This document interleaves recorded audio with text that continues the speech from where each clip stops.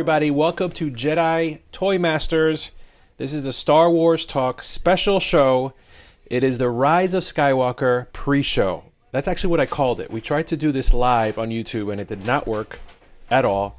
I blame the Sith Lord. Palpatine came out of my computer and messed everything up, and I just heard everything went blank, and I just heard and I was like, all right, that's it, it's over. So but we're doing this old school through Skype, and I'm here with my good friend Carlos, who has joined me in previous times and various ways. We've been talking about Star. We've had like an ongoing Star Wars conversation for the good 10 years now. Something like that. Which is kind of crazy. Never in person. Yes, I'm in Tatooine right now. Yes. And cleaning up what's left of Mos Eisley after the Empire fell. Yeah, I mean, the good thing is that now when you go to the cantina, you know, it's a lot cleaner. It's all run by droids, which is great. You know? So anyway, but we're going to cut to the chase here because this is like super exciting. It's like one of those, my emotions have been all over the place when it comes to this. I think watching The Mandalorian these last, 6 weeks, every week, every Friday, has kind of brought me down to a place where I'm like comfortable, but it provides a good distraction. It was a very good distraction because it was Star Wars and a distraction. But this last week and a half with all these TV spots and all this stuff, and then like the premiere was 2 nights ago, and now like there's so much extra stuff that has been coming out, and now like Rotten Tomatoes is starting to put out these ratings, and it's getting I'm anxious now. My anxiety level's going up, and I'm nervous. Now I'm nervous because now like I'm people that are like, I'm listening to a few podcasts, and there's like guys that are like big Star Wars fans that are like really scared. Like they're like ready to walk out. They're like, this movie is just a hair bad. That's it. I'm done with Star Wars. And that's terrible. And it's just like, there's a lot riding on this movie, but at the same time, there's not, because to me, the original trilogy just ended perfectly. Like it was, that's it. Like the heroes won, Palpatine died, and it's it. And now these sequels have kind of, and I've said this before in my Star Wars car talk rants that I do. I said that this is just Disney's soft reboot of Star Wars, and it's kind of like, let's just make these movies to be able to kind of like pay some tribute to the original Star Wars cast and characters, but also kind of like do away with it and be done with it, so that we can move on and create our own original Star Wars stories. I can see that. The only thing is that we've spent 3 movies with like Rey, Poe, and Finn, and or really Rey and Finn and some Poe. But I guess I was hoping that I would see more of them. Maybe we will with the Rise of Skywalker.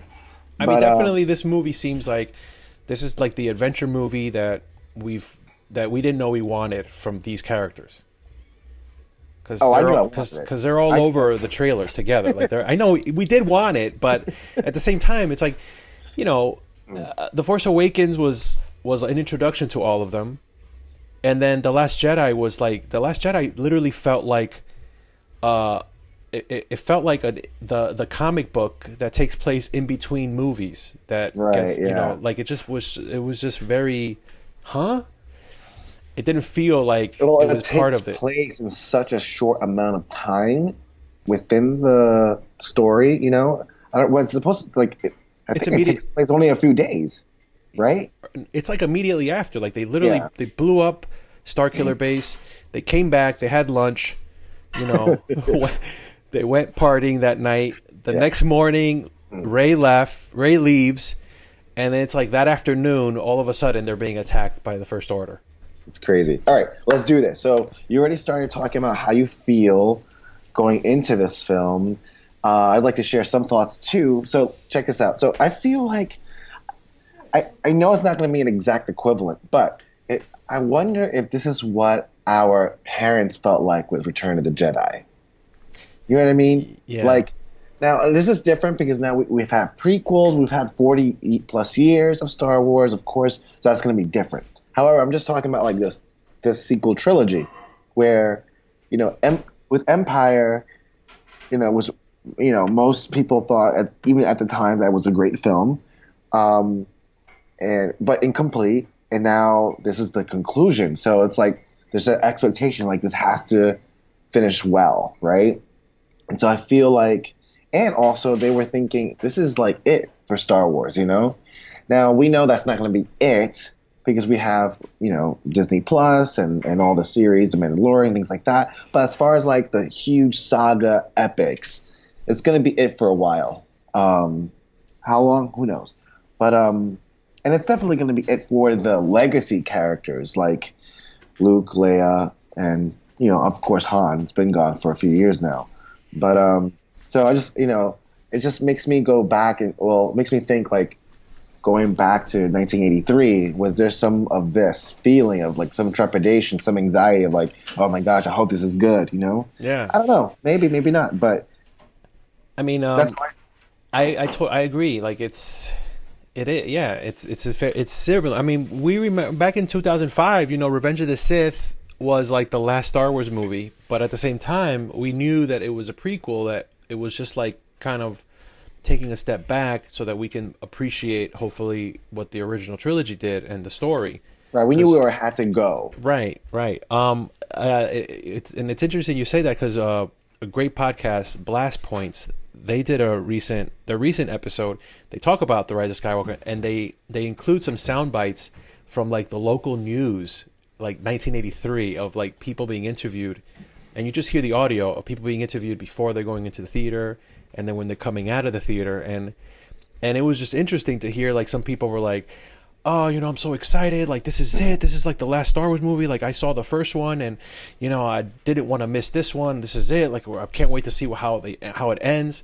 And then, they interviewed people coming out of the theater, and there were people that were just like, oh my gosh, like the movie was too short. It was too short. Everything happened so fast. It was just too much action. And, oh man, like I wish there was more. And other people, I heard somebody else say like, the ending was kind of, I don't know, like it just left everything. Like, I don't know, like, where do we go from here? So it was just interesting to hear, like, the different reactions to Return of the Jedi. Because, like you said, at that time, like, the people that had seen all three of these, or the first two, and were going to see Return of the Jedi, like, it was like, wow, this is the last one. And, like, what do we, they had their expectations of Right. who is the other? Will Darth Vader turn good? What's up with Luke Skywalker? Why is he dressed in black? Is he going to turn to the dark side? I mean, these were legit concerns that people had. And when you think about it, what are we talking about? Is Ben Solo going to turn good? Is Rey going to turn bad? What's going to happen? Like it's very similar Right. questions that we're asking. So I just think the added burden, I think, is a couple of things. There's the added burden as just a casual fan, where you're just like, wow, there's just been so many Star Wars movies. I like the prequels, I like the Clone Wars, I like the originals. So like, how are they going to end it in a satisfying way? So there's that idea.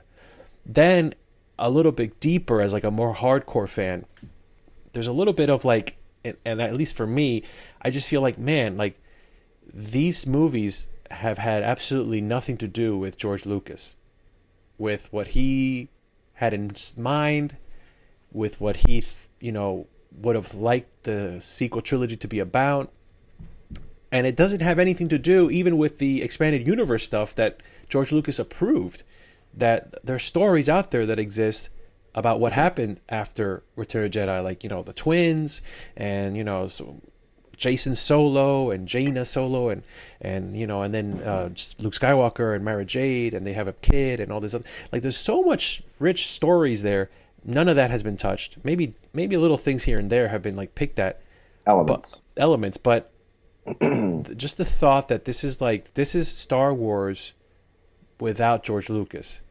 It's just kind of, it's just weird because you're always going to have this idea of like, what would it have looked like if they just took his treatments for 7, 8, and 9, and maybe use that as the foundation for the 3 movies, and then change a few things here and there. It just seemed like Disney just kind of, JJ, you do the first one, and then you do the next one, and then this other person does the third one, and there's like there hasn't been a like, a plan. Now George Lucas didn't have a plan either. I get it, like but at least it was his plan to right. make. Yeah, it was his vision that continued to develop, right? So you didn't have all these different kind of storytellers coming, different minds, different perspectives coming into it. Yeah. But rumor has it that they consulted Lucas in this last one. Yeah. I know, like JJ that has gone on record that he's talked with George Lucas. My whole thing too is that everybody's like saying like, oh well, their intention was always to bring Palpatine back, and that's like total BS. Because first of all, in interviews, George Lucas has said, no, Palpatine's dead. Even Ian McDiarmid in interviews has said that when after Return of the Jedi, he was like, oh man, like now, because even back then in '83, there was talks of one day doing 7, 8, and 9 eventually. And even Ian McDiarmid said that he asked George Lucas at the time, like, is there any way this character could ever come back? Did he live? Did he survive? And George Lucas was like, no, he's dead. So in George Lucas's mind, this character was done. Like, the chosen one, Anakin Skywalker, fulfilled his destiny, defeated Palpatine, ended the Sith, balance to the Force was brought. So this whole thing about bringing Palpatine back, it romantically it sounds good because how JJ put it, it's a way to kind of bring back an essential ingredient. If we're going to look at this entire 9 movies as one long story, you got to defeat the actual villain in the real end, not the end that we thought was the end, which was episode 6. Right. So in the grand scheme of things, yeah, narratively it makes sense to do that, but the fact that we know as fans of Star Wars that live and breathe Star Wars, like we know that this has just been pieced together after the fact. It's just kind of, This is why I'm approaching this with at least the first viewing with a less critical eye. At least I'm going to try. I've been going through all the movies leading up to the Rise of Skywalker, just so I can be super fresh in my head and kind of really see, like, for the last like maybe 3 or 4 weeks, I've been going through it and maybe seeing some stuff that I haven't seen before, things, whatever. But really just for the enjoyment of it. Yeah. And it's made a difference. Like, there's been some films that hadn't enjoyed as much that surprised me of how much I enjoyed it. And then others might have changed. And so, like, and that's the thing that I don't want to lose. Like, when I was a kid, Star Wars was enjoyment. I didn't, like, of course I didn't see it as a kid with a critical eye, right? I was just imagining being Luke, and defeating the bad guys and, going through that hero's journey, which I didn't know what that was as a kid, but I still felt it, right? Yeah. There was a sense of wonder of like I'm talking like let's go to Empire and what was going on with Yoda and the Force being explained, and there was just this awe and like just a inspiring feeling, right? And when you finished watching it as a kid, you felt powerful. You felt like you could do, maybe not like levitate rocks, but you felt like you were more capable than maybe you thought you were, Yeah, I mean, definitely. It definitely cemented the idea of good versus evil, the whole idea of fathers and sons and the importance of like legacy and what you teach, the next generation and all those things that like I think about now as a dad and yourself too as a dad. But I think it's also the fact that it's just we put so much pressure on it because it's like we put these movies on such a pedestal. Because for example, like The Mandalorian has been great. Like watching these episodes every week has been great. They're not perfect. Like there's things about each episode that maybe some episodes are better than others, but I think like ultimately like you just can sit back and enjoy them for what they are. These little stories, this little Western continuing story about this mysterious character. And I just feel like we put so much pressure on the saga movies, the Skywalker saga movies, that it's almost like they have to, they have to be perfect. And it's like, well, they're not going to be perfect. And I think it's not about lowering our expectation, but definitely having more realistic expectations going into each of these movies. And I think for me, as nervous as I am, because I want to love it. Yeah. I'm trying to go into it just as a fan. Listen, I went into The Last Jedi. I tried to go into The Last Jedi like that. And after the first viewing, I actually like walked out of there having liked it. I remember we sat down and we talked about it and I was defending it. And it wasn't until like later on, it was like the Phantom Menace effect. Like after a while, you start analyzing it and you start thinking about it. And then you start listening to other people's opinions and other people's analysis. And then you're just kind of like, yeah, that I didn't like that about it. And I didn't like this about it. But at the end of the day, I rewatched all of them with my sons and I watched it through their eyes and they loved them. They loved the prequels, it was great to see them. However, the one that they've asked to see the most has been Return of the Jedi. Wow. That's saying something. So we've watched Return of the Jedi twice. They requested Return of the Jedi twice. We watched Empire twice. And of the prequels, they actually wanted to see the Phantom Menace again. That seems to be like with the kids, like their favorite one. Yeah. And as a kid, I mean, I wasn't a kid when the prequels came out, but as a kid, I loved Return of the Jedi. I mean, I wore that VHS tape out. Yeah. Okay, so speaking of expectations, yes. What are some things what do you think, what questions will be answered, what questions won't be answered? Because we know not every question is going to be answered. You know that. All right. Hold on. As I'm looking at our notes, I'm like, where'd you just skip to? Oh, yeah. Okay. So let's for whoever's going to watch this, which will probably be, I don't know, our parents. Yeah, I'm gonna put these points. I'm gonna put them in the description when I put this up because this is a good way to follow. But let's stick to the order because I think with the expectation of the movie, there's also expectation of the music. And Star Wars soundtracks are, if not important, if not more important than the actual movie. Because, I mean, every song that John Williams comes up with becomes this theme. It becomes like it tells the story. And like even George Lucas has said, like the Star Wars movies are essentially silent movies. Like the music is what helps tell the story. And that's why he kind of relies more on the music than he does on the acting. Yeah. So as far as expectation regarding the music, like it kind of sucks for John Williams because, he thought Revenge of the Sith was going to be the last one. And Revenge of the Sith, man, he threw a lot in there. Even the Phantom Menace, when you think about it, the Phantom Menace probably has the most original like themes that he wrote for every single thing, every character and all that. But Revenge of the Sith, like he threw the kitchen sink in there. And even like the end credits of Revenge of the Sith, like that whole, if you listen to that track of the whole end credits, he like pays tribute to the original trilogy throughout the entire piece. So then when you listen to Return of the Jedi's end credits, it's similar. Like it's very epic and he kind of goes through the movie of all the themes in the movie.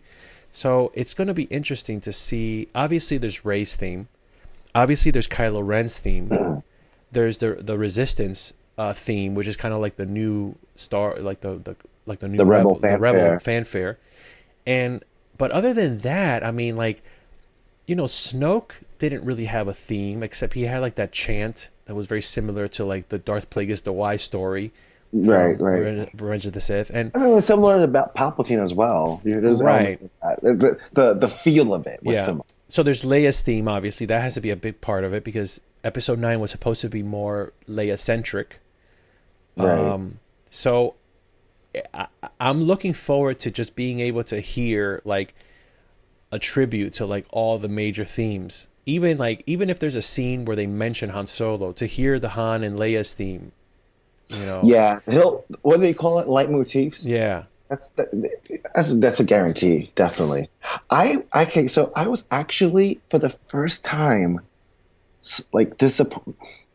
I don't know if disappointed is too strong of a word, but like The Last Jedi is probably the least Like the least listened memorable. to, least memorable, least listened to score that I've encountered, and it might be because I was so like that pendulum has swung so many times from liking to disliking and back and forth.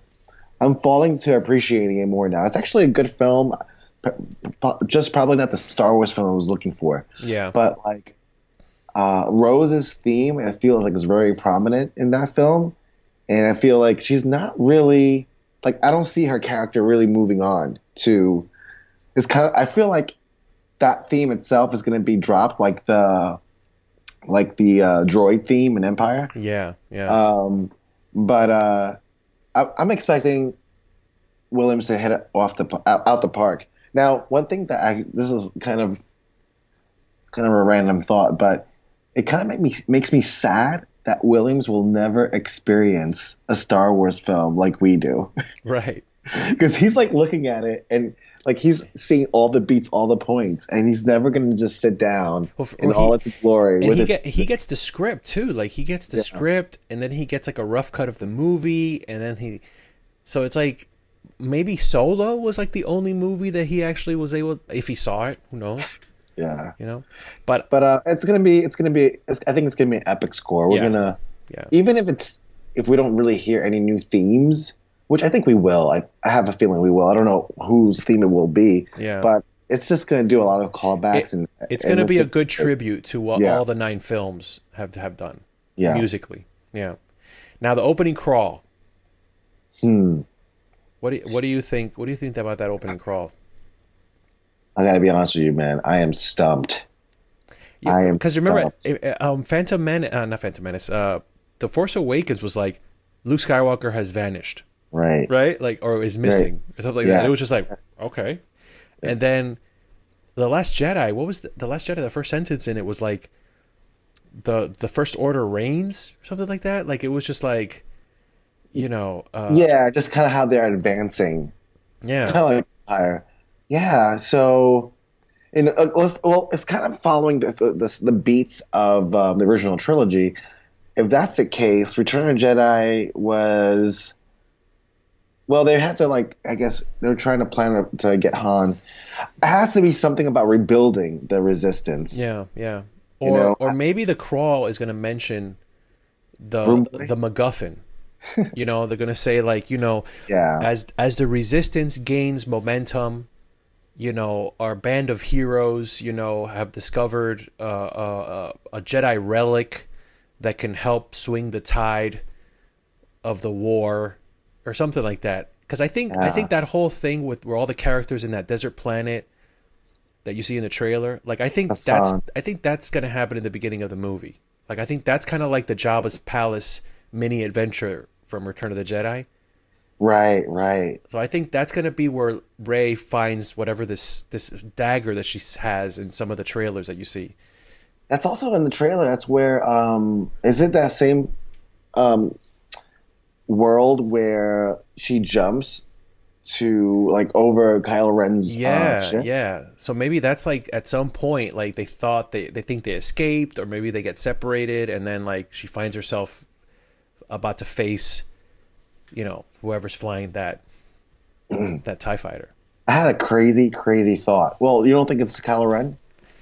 Well, it could be Kylo Ren, but there's been production photos of like the whole Knights of Ren on that same desert planet. Okay. So you never know. It could be. I mean, the way it's cut and making it seem like it's Kylo Ren. Of course, they're trying to. I mean, They're throwing. it could be on one of the Knights of Ren, and she's like just chops him down right there. I had this crazy thought in that scene that it is Kylo Ren in there, but that they're training together. Huh. That would be crazy. So then that would mean that that part would take place later in the movie. Then that whole little, you know, Perhaps, but I mean, it's a crazy thought out of left field. It's probably not true, but I just yeah. had it like. I'm probably skipping around with some of the questions we have, but there's going to be a team up. I think at some point in the movie, Kylo Ren is going to realize that once again he's being punked. Like in you know, in the Force Awakens, you know, Snoke was like, you know, you got to kill Han, or else you're a nobody, and he was just like, crap, so I got to do this. And then in the next one, he's like, take that stupid mask off. You're no Darth Vader. You're a nobody. This girl beat you. And then he's like even more frustrated. So he finally like decides like, you know, I'm just gonna take this guy out. Like I've had it. So he takes him out. Yeah. But now in this one, we're gonna find out. Oh no, has been behind the whole thing the whole time. Like you fell to the dark side. You killed your father. You abandoned everything. All that stuff was me, pal. And that's gonna just push Kylo. Literally, it's gonna push him back to the good side. You know? Okay, this goes to the next question that we have on our list here, which is, what do you think will happen? And I'm thinking, well, it also ties in with another question we have later on about what's Palpatine's game plan. What was it? So we don't have to spend too much time in this because we know we're going to be wrong. Yeah. No matter what amazing things we can think of, that's not going to happen in the movie. But maybe we'll get some elements about it. But I'm feeling like, okay, so I think that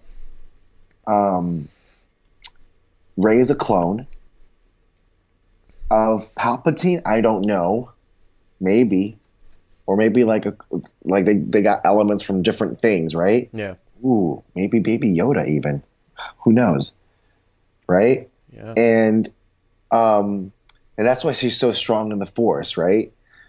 So in some sense, just like Palpatine had a hand in creating Anakin, maybe this was his part two. Like she's the new Anakin. That could very well be it. I mean, I'm not too familiar with all of the out of film canon that exists, but I have heard that Jakku apparently was very important to Palpatine. That's why one of the final battles took place on Jakku. And and apparently he either had a secret lab there, or Jakku was home to some like ancient Sith temple or something that he was using and to do experiments or something like that. So I definitely think that Rey is a clone. Like I think that would bring the whole thing with cloning and the prequels and that would tie the prequel stuff together. Clone Wars and the reason why Palpatine was so obsessed with cloning to begin with. Like I think it'll tie everything together. That in the end, you know what? I wasn't able to lure this creation to he got damaged and he had to be Darth Vader and these clones that maybe like the clones in the Clone Wars were just like the beta for if this cloning stuff would work, and then maybe later on he decided to experiment further with cloning. Who knows, maybe they do have that Baby Yoda's blood, because in that episodes of The Mandalorian they had the Baby Yoda kind of like sedated, and they were taking stuff out of him. So who knows if they have like some kind of blood sample of him already. One of the questions you asked later on, so let's skip to that one, is will Baby Yoda and the Mandalorian tie into Episode 9? When I first read that question, I was like, no way, because it's not like the comic books where they have all these stories from the 60s, 70s, 80s, right? To go back to, right? And to make those connections. It's not like the Marvel Cinematic Universe, right? Right. You have all these different writers doing their own thing. But maybe JJ got together with Dave Filoni and Favreau, right? Maybe we don't have to tie all the loose ends together, but let's get a few things here and there, these clues, right? Yeah. To bring them together. Who know? Like, I was totally against the idea that there were any tie-in, but just maybe, based on what we're talking about now. I would have said, yeah, no, the Mandalorian is probably a different thing. I don't think it's gonna. I think like the only maybe hint of the Mandalorian that we would see in Episode 9 would be like that shot where you see all these ships ready to attack, and like maybe in the background you see the Mandalorian ship, kind of implying that maybe he's there with a team or something, but you don't see them. Just like in Rogue One, you saw the ghost ship from Star Wars Rebels. Yeah. But after I saw that there's a baby Yoda on this show, and that this baby Yoda is a big part of the show, like, you don't create this character. A freaking baby Yoda with Force abilities that is a baby during the time between Return of the Jedi and the sequel trilogy, and not have this character having something to do with it. I mean, this is a Force sensitive creature. The Yoda species is one of the most powerful in the Force. You know, nobody has midichlorian counts like Yoda, and it's proven that this species has proven that it's very powerful in the Force for some reason. Like, why is this thing still an infant when it's 50 years old? You know, the species is so mysterious. We don't know much about it. I don't think the Mandalorian is gonna anything like related to the Mandalorian himself is gonna be in the movie. The only tie-in I could see is Baby Yoda. Have you seen the last episode of Mandalorian that dropped today? I haven't seen it, and I was curious, like, why would they drop it? Besides not being afraid that people would not see it because they're off watching The Rise of Skywalker on Friday, but why would they release it on Wednesday, like 2 days early? Yeah, that's a good question. If you have a chance, I might watch it before the movie. Yeah. Someone asked me, do I have to watch it before The Rise of Skywalker? And I immediately said, nope, no connection. Yeah. Nothing to do with it. I might be wrong. Okay. You know what I mean? I might be wrong. I don't know. I might be wrong. Yeah. Well, that's the thing, because it could just be like any type of little Easter egg or something said or you know, anything. But I don't know. I just think you can't get away with creating a character like this and just say, no, this is just a baby Yoda. We just decided it was cute. Like, no, there was more thought being put into this. And somebody like Dave Filoni, who was basically trained under George Lucas, and somebody like Favreau, who loves Star Wars so much, they're going to be careful, and they're going to be, you know, it's like surgeons in making sure that they know what they're doing. And you know, I think Disney has started to learn their lesson with not having their story group actually be a story group and just letting these directors and writers do their own thing. Like, I think there needs to be like an umbrella. Like, the story group needs to do their job, which is basically like rein in on these writers and directors and say, no, we got to stay within this context, and this is the story. Like, this is the universe.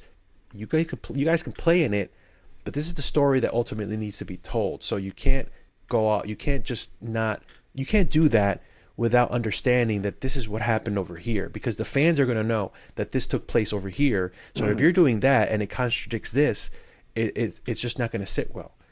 I think they're finally starting to get that. Maybe. All right. Our 20-minute conversation has turned to 40. All right. So here we go. We gotta just fit fire around. All right. So will Kylo Ren or Rey turn? I think Kylo Ren is going to turn, but by that point it would be too late. Like, I don't think he's going to survive. I think he's going to sacrifice himself. Okay, so I feel like Kylo is going to turn as well. How are they going to do it? I don't know, because he's already killed his dad, right? I mean, a beloved character. He almost killed his mom, and that's why he needs to die. Like, he needs to kind of redeem himself, kind of like Vader, but also sacrifice himself. Yeah. And I think, listen, man, I've heard this, and I'll stand by it as well. And they're probably not going to do it, and that's probably going to be the biggest disappointment for me. They got to bring back Anakin Skywalker. Like, they got to have like an Anakin ghost, Force ghost. They got to like do a callback and kind of like, you know, because at the end, the retconning of Return of the Jedi with Hayden Christensen appearing as a ghost Anakin at the end, like, they got to like justify that, you know? Okay, so I agree with you. I think that he needs to be in the movie. However, I have trouble with him as a Force ghost. Like, and the reason is only because like the Hayden Christensen, to be honest, I hate to hate on him, but I don't know. I think it'll be a distraction on more than anything Yeah, else. yeah. And so Maybe if it's I just think his voice, maybe it's just him talking to him, that's what I'm or thinking. I'm thinking yeah, it's going to be his voice. Like, um, I mean, that's the extent I think yeah. that the Or even if uh, they do some kind of like some kind of mm, thing where like Kylo Ren is in that Sith temple or whatever that we saw in the trailer or wherever he is, and maybe like there's a reflection or something, and you kind of see the ghost kind of, because that was an original idea where they were going to have like the ghost Darth Vader turn into like Darth Vader and Anakin and kind of go back and forth. And okay, I'm going to interrupt you because you're just giving me all these like theories and ideas, some that have some validity. I mean, I just came up with like three different things in my head just now. I'll keep it short because I don't want to go long. I think you have to watch the last episode of The Mandalorian, and this is why. Without spoiling anything, you see a force power that you haven't seen before. mm, And I recently read like in George Lucas's original, I think it was Return of the Jedi. In the rough draft, there was a force ability where the ghosts became tangible. They became like physical again. mm, There's just like all these like, and that's why I like the one thing I do. Not that one thing. There's a lot of things I like about the Last Jedi, but the one thing that Ryan Johnson did that was cool was bring out more, expand the world of the power of the Force, what you can do. yeah, yeah. Like that Force projection, we've never seen that before. Or Yoda Right? like literally smacks Luke on the head with his cane. Right. So there's like, and so in the original draft or one of the rough drafts of Return of the Jedi, and I think it was Obi-Wan took physical form again. Mm, Right. Now after that, we know that like in the prequels, we learned that Yoda himself learned from Qui-Gon how to commune with him. And at first, he was just a voice, right?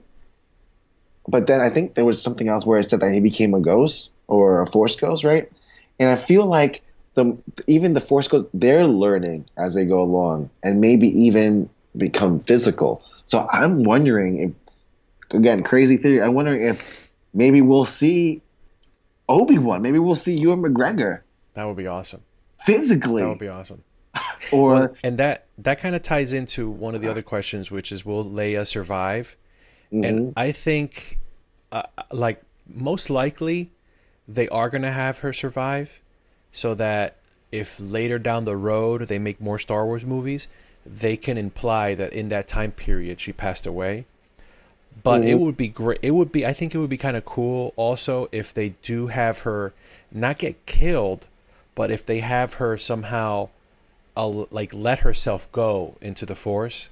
mhm, You know, like maybe there's a moment where she's meditating or something happens in the climax of the movie where like the Force is just strong with the battle of with Palpatine, and maybe Anakin shows up, and maybe Luke is there, and something like that. And I think in that whole thing, maybe Leia provides some help, and maybe in that she hears like Han's voice say like, I love you, and she says I know, and like maybe kind of like disappears, and goes into the Force, kind of like saying, I've done what I needed to do. Now let me enjoy the afterlife with the ones that I've lost, kind of thing. that goes into the one of the questions we had earlier about what would you like to see happen, and I think we skipped that one. And that I really really like that ending for Leia. I really do. I just don't know how they would do it because they have so limited footage to use, Yeah, right? yeah, And so I just don't know. That's a big mystery. yeah, I think Leia will survive. Um, but I do like the idea of her, just like Luke. Well, no, Luke just kind of, I don't know. I can't explain what happened to Luke. But just kind of like Obi-Wan, I think chose, right? yeah, yeah. Maybe it's something like that where the only thing with that theory is that Han, well, he's not tapped into the Force, so how would she hear his voice? You know, how Yeah, would yeah. there's I no. mean, I don't know.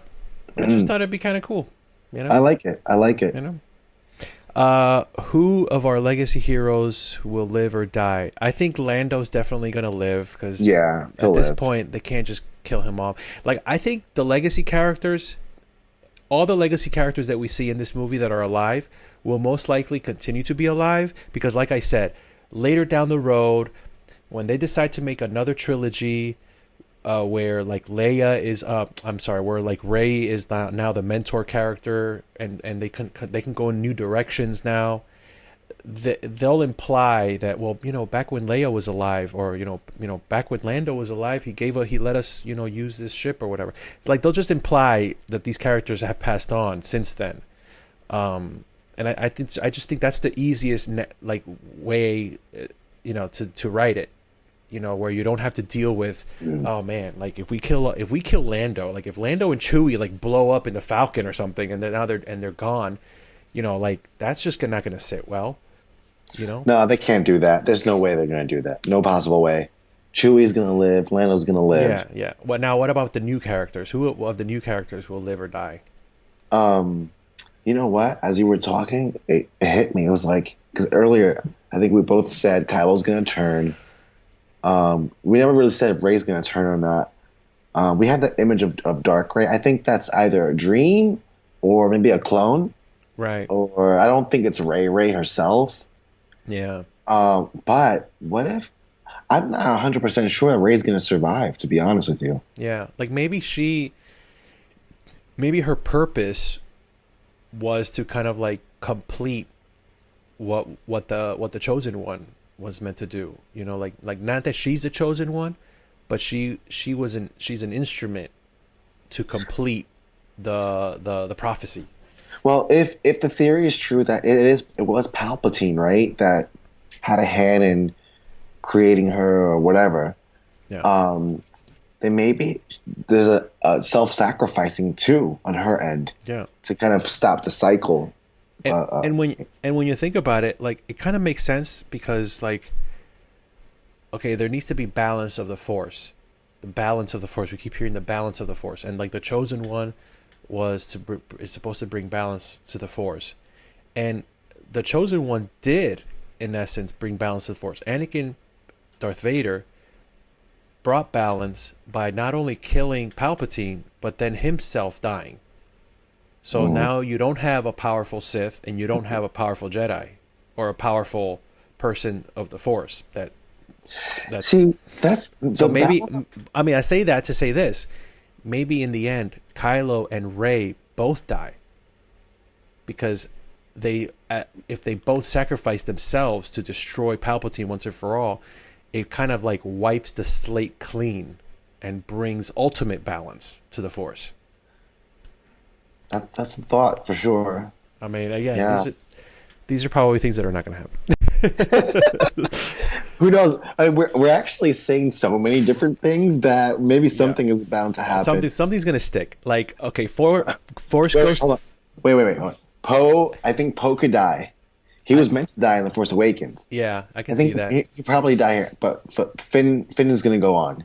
Finn's going to go on, even though I really thought it would have been really bold for Finn to sacrifice himself in The Last Jedi, like when he was flying into that weapon that was like trying to burn a hole in the wall. Like I thought, like, wow, if he goes like this and he's able to destroy that thing so that they can't get in, and he sacrificed himself like that would have been kind of cool. And No, they need him to survive because, well, one, just technically speaking, not technically, but I forgot the guys who plays Poe Dameron. Oscar Isaac. He's done. He's not doing anything. They've asked him in an interview. He's Right. like he's done, right? And I think Daisy Ridley has also said that she's done. Right, which is why I think they could kill her off. Yeah. But Finn, I don't know what he. The thing is, I don't feel like they can kill him off because we never saw a stormtrooper turn. Yeah. Right. This is like the first, and I'm feeling like this is the start of whatever brainwashing they're doing, this is kind of coming to an end. A revolt. I got it. As you said that, I got it. Think about this. When The Force Awakens was going to come out, and we all the publicity kept showing us was Finn with the lightsaber.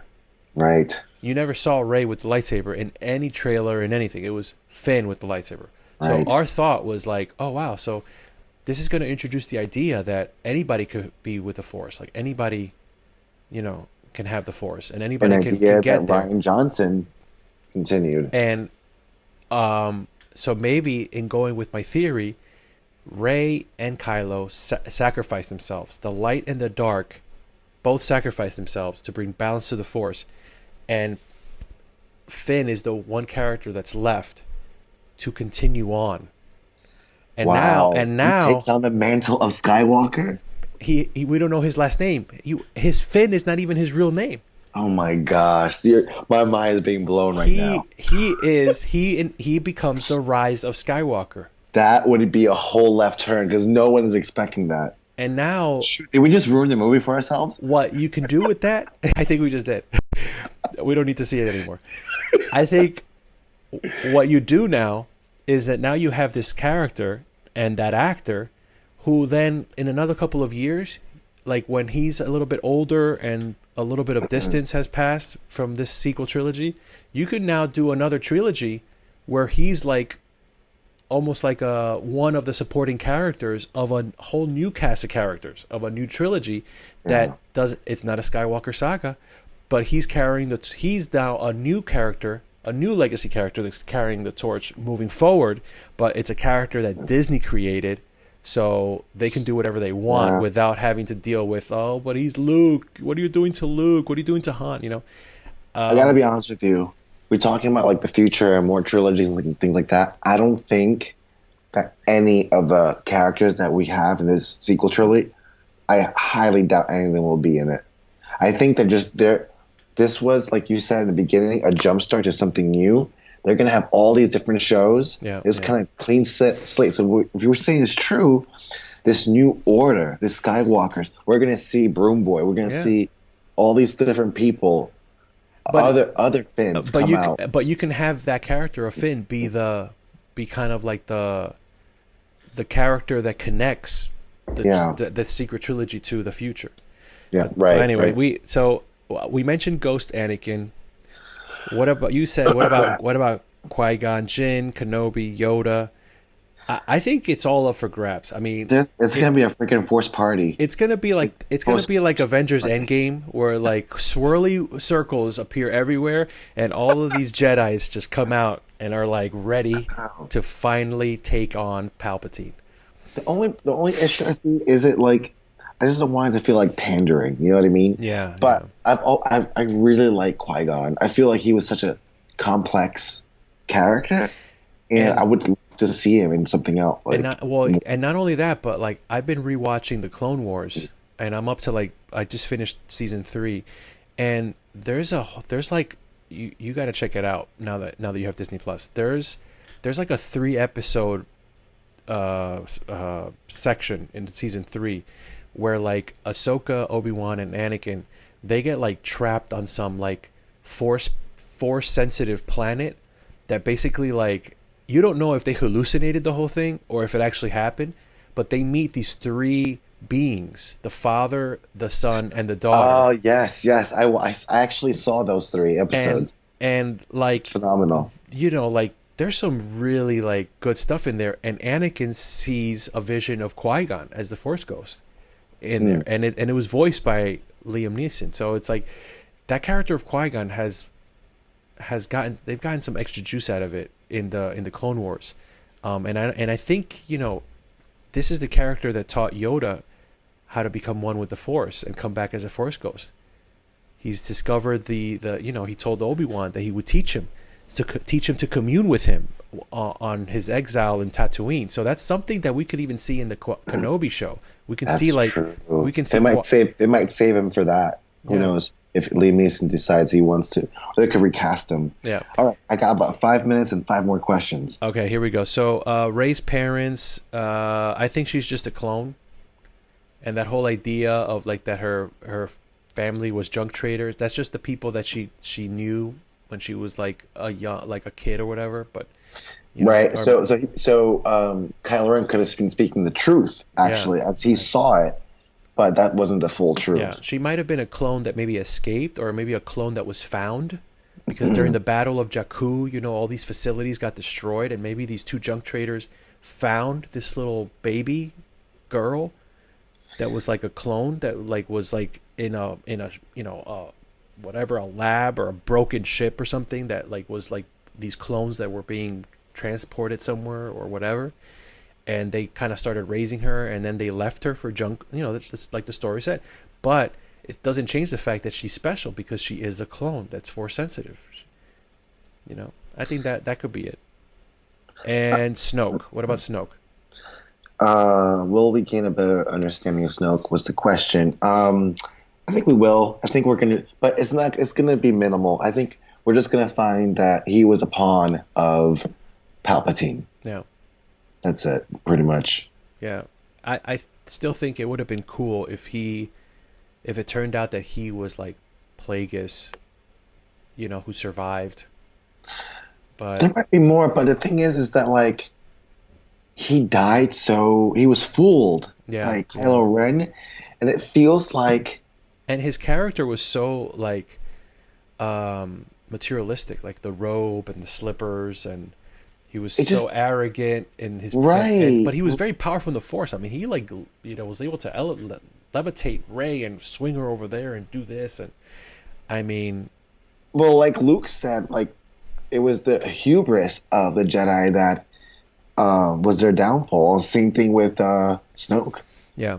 All right. So I think it could go in many directions. I don't think it's going to take much time in that though. Yeah. Let's do this, and then we'll do the Palpatine. We'll end with Palpatine. Will Ahsoka or any characters from Star Wars Rebels be part of the story?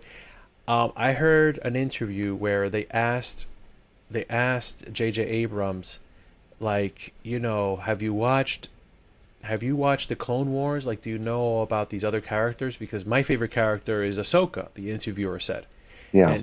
And JJ replied, and I'm paraphrasing, but he said something to the effect of, "Oh, you like Ahsoka? Well, I would pay close attention during the Rise of Skywalker if I were you." What? So I don't know if that's like a misdirect. He's the master of misdirects. I think honestly. I mean, he also flat out lies, because with the second Star Trek movie, he said that's not Khan. He said no, that's not Khan.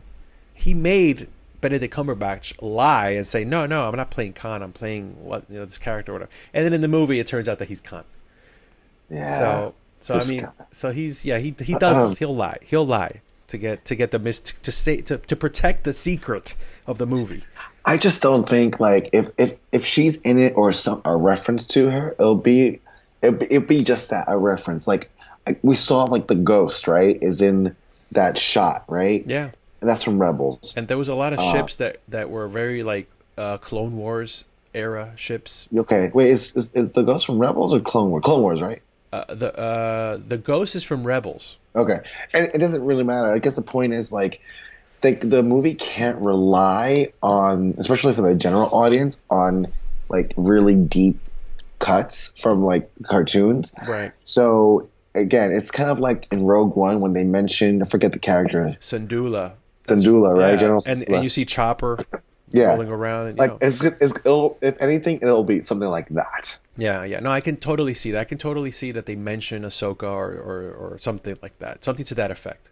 Yeah. And the other thing too is that I think this movie could also pave the way for more animated shows that absolutely, that take place after, like Finn, this. For example. If Finn does continue on, right, and maybe he does have force sensitive, I could see that as a spin-off cartoon for sure, or even a TV show of him. The only thing that I don't think the actor would do a TV show, like he's doing movies, so they either would recast or cartoon. I don't know. Right, and then finally, Palpatine.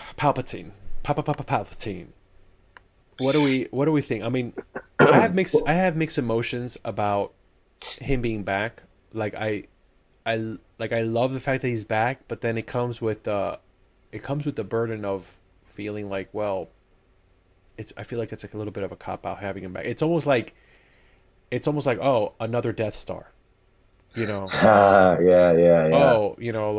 Oh, like originally, the Donner cut of Superman 2, he just spins around and turns back time again. So it's like, oh, there's another Death Star. Oh, it's Palpatine again. Yeah, I have to, I feel the same similarly. It's the way, it's an execution. I think a lot of things that bothered me about The Last Jedi were not the concept themselves, but the execution of them. Yeah, yeah. Like, honestly, like, a lot of people hate the Casino Planet, Canto Bight. Canto Bight, right? Which was referenced in Mandalorian. That was cool. Yeah. Anyways, I hated that because, and you know what? I didn't like it myself, right? But the concept behind it, I could get on board. It was just the execution of it, I feel. And so the same thing with Palpatine. Like, I think the concept itself could, if they do a good enough job story-wise, it could be great. We could be like, wow, he wove that in really nicely. But it's just, how will it be executed? And I guess we'll see in about 24 hours. Yep. Wait, are you going Thursday or Friday? I'm going Thursday night tomorrow. So okay. Tomorrow night. What time? I'm going to like a 10 o'clock, 10:30 show. Okay, I'll be coming out by then. Yeah.